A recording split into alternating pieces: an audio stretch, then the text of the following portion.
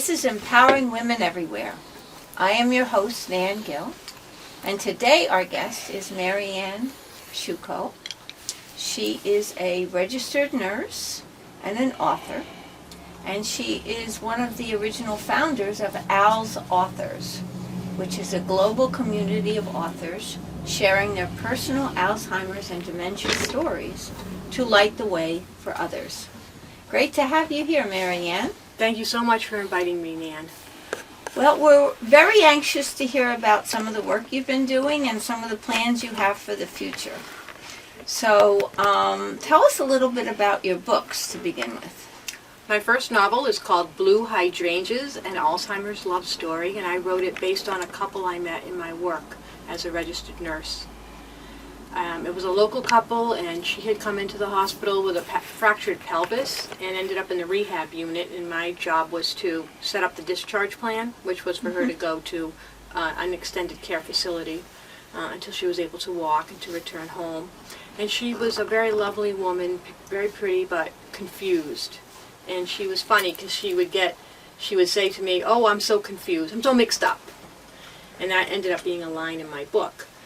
But her husband, he was very frail, and the remarkable thing about this couple is that they had driven all the way down from Florida, come back from Florida to New York State on their own without any mishap until they got home. Right. And then she had this fall.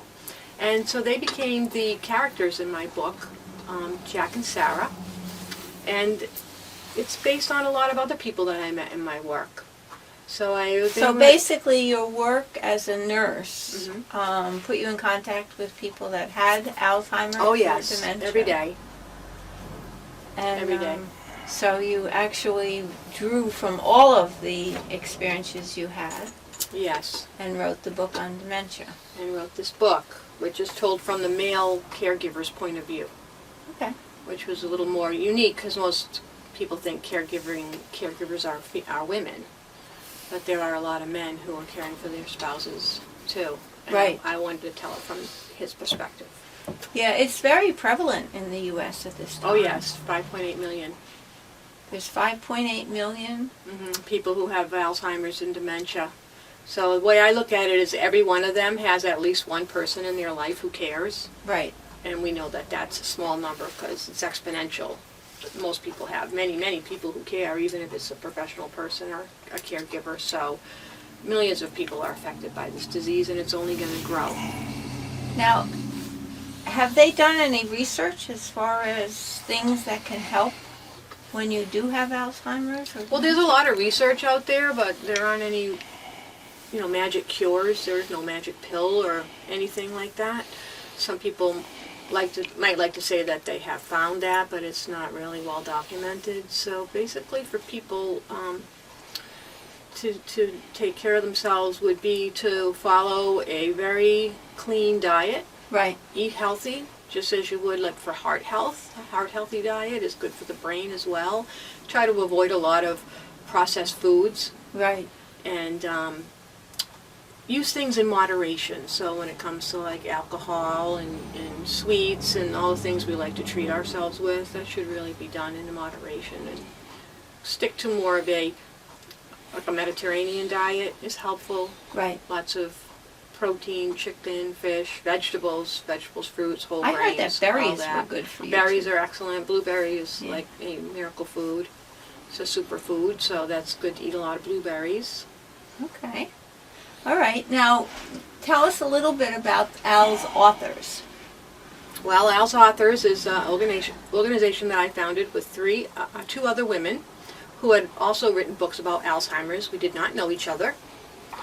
One of them had reached out to me through social media, on Twitter, and she had asked me to read her book, if I would be interested in reading her book. And it turns out that she had read my book and she loved it, and I didn't know this, but she was following me on social media.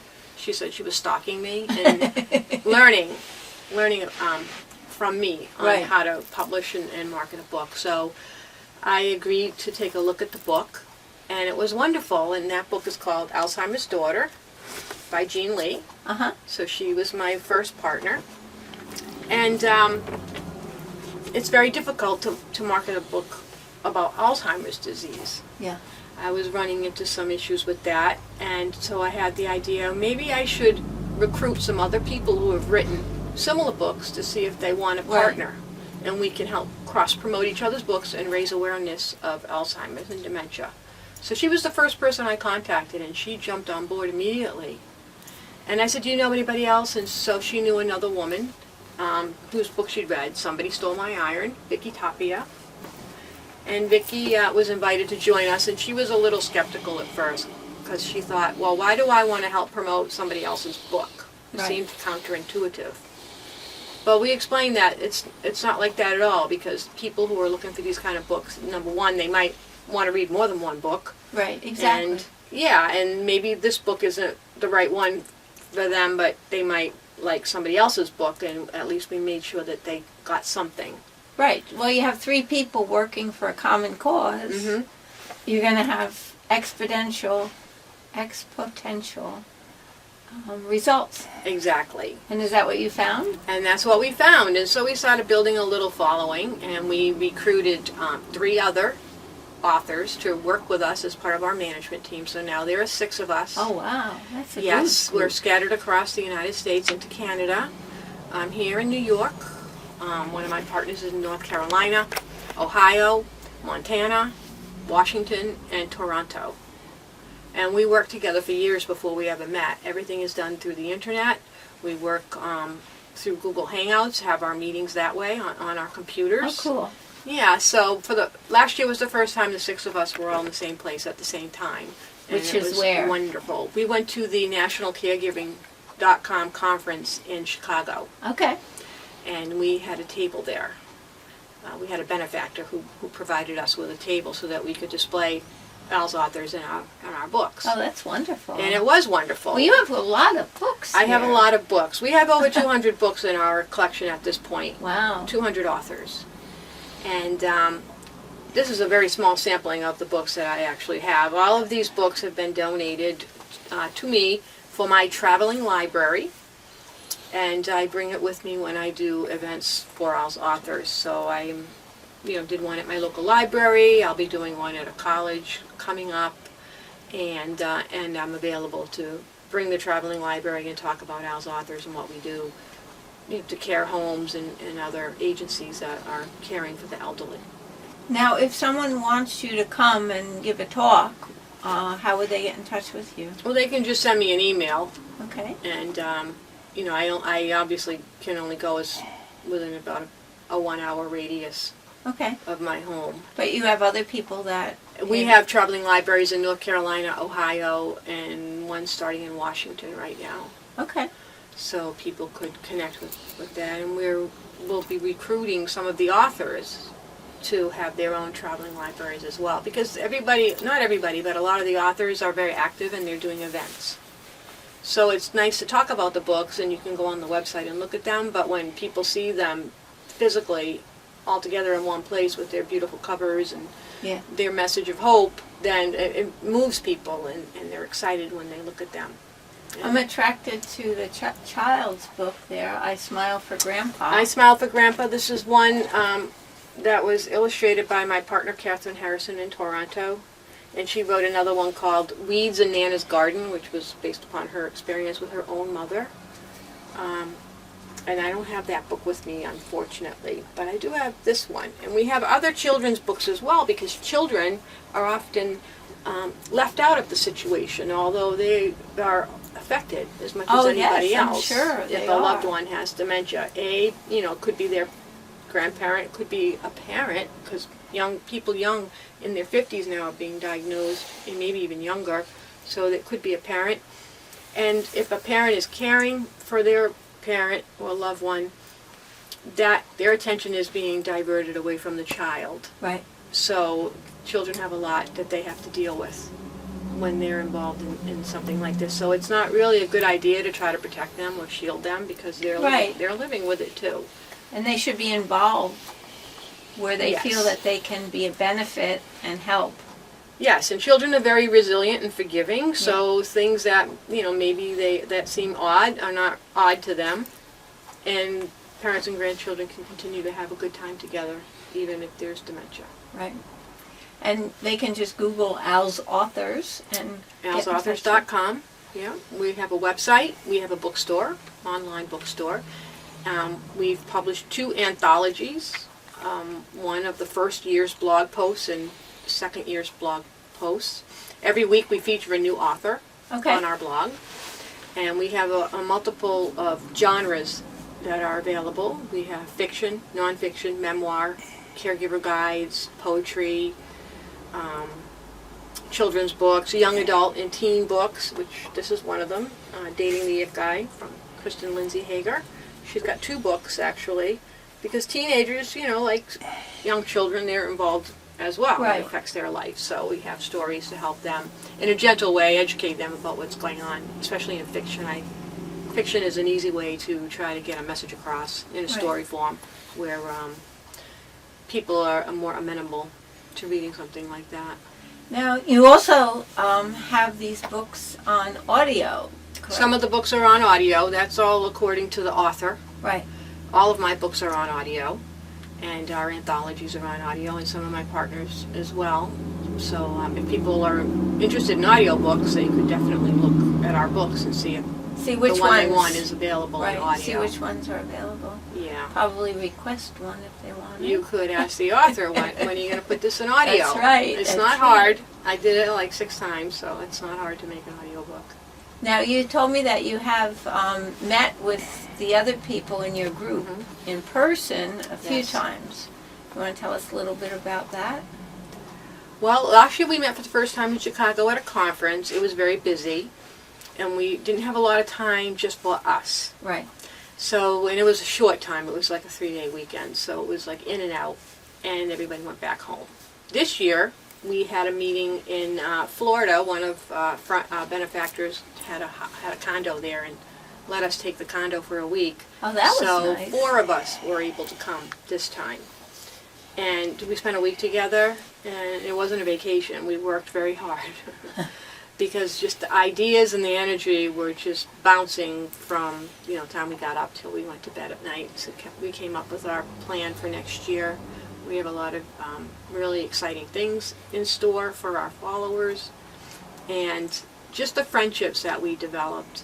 And I think that's one of the most important things, is just strangers coming together over something that we experienced that was probably the worst thing we ever went through. Right. Nursing a parent through Alzheimer's and then its inevitable end.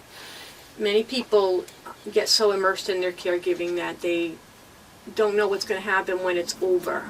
It's kind of like that letdown feeling, like, what do I do now? Right. So for many of my partners, writing their book was a way for them to not only heal themselves, but to share what they learned, because they didn't have that when they were going through their journey. They were floundering and searching for answers, and they Right. didn't want some, book by a doctor telling them what to do. They were looking for stories by real people that said, I made it, I Right. lived through this, and you can too. You will survive. So having AlzAuthors in their life has Right. given them a new lease on life. They're all in retirement age. Most of my partners, half of us anyway. So they're no longer, working. Right. And this has given them a whole new, it's like a full-time job. Well, when you're going through the caregiving, Mhm. you're so involved with the day-to-day, you don't really have time to associate with other people. Exactly. It's very isolating.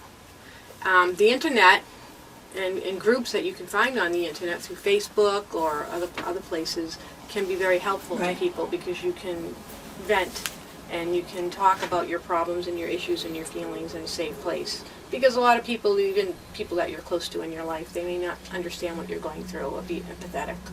So a lot of people struggle with that sense of isolation. And many people have had to give up a lot to even care for that loved one. They may have had to give up their job. Some people have to give up their home. Right. People move across country to, go back home to stay with mom or dad and Right. take care of them and Take care of leave them. everything behind. So when it's over in 5, 10 years, however long it takes, could be more or less, they're kind of left with, what do I have now? So a lot of our authors have written their stories, which, our opinion is very important. Everybody's story has value, And when we tell our stories, instead of trying to hide what's happened to our, husband or our Right. father, it helps everyone because more and more people know that they're not alone. Right. They find comfort and knowledge and support in the book, Right. in the story. And then it can also be used to create voices that go beyond that small scope into our political world and legislatively, where people can then speak to Congress, the lawmakers, and start moving money into Alzheimer's research and Alzheimer's programs. And that's how all of that stuff happens. It affects It affects everyone. I very rarely meet someone who has not been touched by Alzheimer's or dementia. When I started this, a lot of times, especially when I was a new nurse and working in the Alzheimer's field, people thought I was nuts when I would talk about what I did every day. They didn't understand it, and I was young too, so they'd say, why is this young woman talking about such a morbid thing? But now it's everywhere. Very rarely do I meet anyone who can say, oh, I don't know anybody that has that disease. Right. And it's very, very upsetting when someone that you care so much about ends up forgetting things, essential things that you know that a few months back they would have remembered, and you can see the deterioration. Yes, it's very deeply personal. Right. And the person may forget who you are, and that they always may remember that you're someone they love, because the love never goes away, and the feelings don't go away. Emotions are still intact. They may not be able to explain them. Right. But when you have, your mom looks at you and doesn't know who you are, or asks you who you are, it's devastating.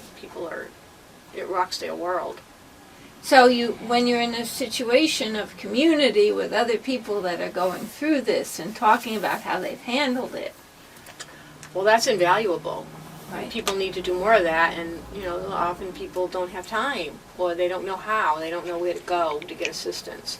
The local Alzheimer's Association is a wonderful place to call and to get help. They have a lot of supportive materials, classes, workshops, so that's a great place for people to reach out for help. I had heard also that some organizations actually give the caregiver a break. Like they'll have someone available for the caregiver to, so that they can take a day off or, go to a movie or do something for themselves. They do. They have memory cafes, which are for people mainly in the early stages of the disease. Right. Where they can go and have socialization, and you would, drop off your loved one, and then you would be free to go out and do what you need to do, knowing that they would be safe and they're in a good environment where they can socialize and maybe do something different and get out of the house. So that's very important. And a lot of agencies offer respite care as well, but people have to pay for that, which can be another problem. So that's not free, unfortunately. So tell us a little bit about your plans and your group's plans for the future. Well, we sadly came to the realization that as much as we love books and we love to read, not everyone's a reader. And not everybody has time to read. So although we have all these beautiful resources, written resources, books and blogs, we needed to find another avenue to get them into people's hands. So one of the things we did was, when we created our first anthology, we turned it into an audiobook so that somebody could listen to that and get the gist of what we're doing and get some help. But we're going to start a podcast. Okay. So we'll be interviewing our authors, and they'll be telling their stories and giving advice and tips on how to get through the caregiving experience. And very excited about it. I'm going to be doing it. I have to learn everything because I don't know anything about how to do a podcast, but I'll figure it out. So now is your research time. Yes, the research time. Yes, and we have a couple of helpers, benefactors that are being very generous with us too to help us be successful. So I think we'll be good. Good. And we certainly won't run out of opportunities to interview people, because we already have over 200 potential candidates, and we grow every day. People contact us wanting to become a part of AlzAuthors. So our blog is booked until May of next year. Oh, that's great. Yeah, we're 6 months ahead of schedule. So good. Unfortunately, it doesn't dry up. So that's a good and a bad thing, I suppose. Well, it's a good thing because that means people are getting together. Yes, people are writing their and stories. they're reaching out and they're writing, yeah. Yes, that's and great. I'd like to just say a little bit about how to write your story or tell your story if That would be you're great, dealing with yeah. Alzheimer's, dementia, or any kind of life-altering event or an illness. It That was doesn't the have next to be question I Alzheimer's. was going to ask Yeah. you. So many of the people who have succeeded in publishing their book did so because they kept some kind of a notebook or a journal throughout the process. So if you're in that situation, you might want to start writing things down. And there are other ways that you can chronicle your story if you don't want to write like that. One way would be to have your own blog, which doesn't necessarily have to be public, but you could have a private blog or even a Facebook page where you could write every day what's happening Right. with mom and dad or whoever it is, and even just to share with other families so that they can stay in the loop. And a lot of people use that. And there are websites that are even dedicated to that. And then what you have is you have all that backlog of information. So if you are a person who is capable of taking that and turning it into a story, a cohesive story, you have all the information that you need. And then many of the authors that we have in our group have published on their own, and some of them have managed to procure a publishing company. It doesn't really matter. What I like to say about our authors is these are just ordinary people who went through this and chose to tell their story. They're not famous. These are not professional writers. They may never write another book. Never heard of them before, but their story is important. So I encourage people to keep track and to tell their stories. Now, I understand that you teach several classes on publishing. Yes, I teach classes in self-publishing at 3 different colleges here in the Hudson Valley. So mainly how to publish a book with Amazon, and we also cover the whole marketing piece of book publishing, which is like really hard. Getting the book written and published is a lot easier than trying to market it, in my opinion.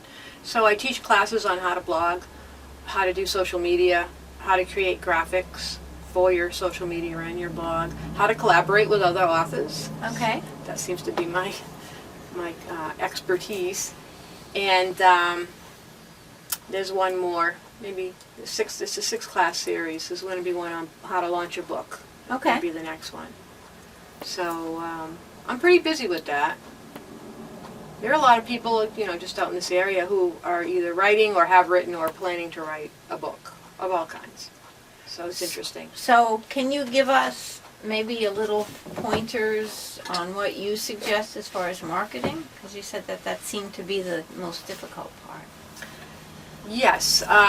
So just because you publish a book and it's in the Amazon store doesn't mean anyone's going to find it unless they're really looking for it. So you need to make it discoverable by using social media and also by having your own home on the internet, which could be a blog or just a website. It doesn't have to be anything Right. expensive or elaborate.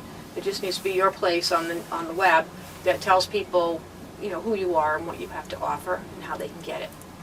So that's what we've had to do with AlzAuthors. When we first started out, we each had our own social media, we had our own websites, and then everything came about really slowly. It wasn't like this epiphany where one day we said, we should do all these things. Everything came about one at a time. So the first thing we did, we created a hashtag. So you want to have hashtags that relate to your book. Ours is AlzAuthors, obviously. And we were founded on Twitter, so we opened up our own Twitter account for Right. AlzAuthors, so you can go there and see us every day. And now Facebook, LinkedIn, Instagram, we use all of that. And then after a year, blogging and posting on other blogs, we said, why don't we have our own blog? Right. That's like the next natural step.